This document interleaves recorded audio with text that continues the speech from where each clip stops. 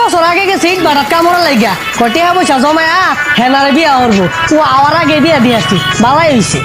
যে হেনার লগে আমার বিয়ার কথাটা চাচারে কই গিয়া। চাচা হেনা তো সাজানো কেন আর বাড়িঘর কোথায় চাচা? এই পচা মুখটা কি করে হেনারে বিয়া দিয়ে আসছি? চাচা আপনি মিথ্যে বলছেন, বলেন চাচা হেনার বিয়ে হতে পারে না চাচা, আপনি মিথ্যে বলছেন বলেন চাচা। হাই পচা মুখটা তুই কি আমার গায়ে লাগস তোর লগে মজা আরাম হেনার এক চাকরিজীবী বিয়া দিয়ে আসছি। না চাচা আমি বিশ্বাস করি না, সত্যি করে বলেন চাচা হেনা কোথায়? হাই পচারু তোর বিশ্বাস লাইন বেরিয়েছি দেখ না বাড়ি ঘর সাজানো বিয়া দিয়ে আসি হেনারে। ওই চাচা তুই 3 বছর আগে কইছিলি হেনার লগে আমার বিয়া দিবি, আমি যদি টাকা পয়সা ইনকাম করি আমি 3 বছর ইট কলার থাইকা চাচা 13,000 টাকার মালিক হইছি।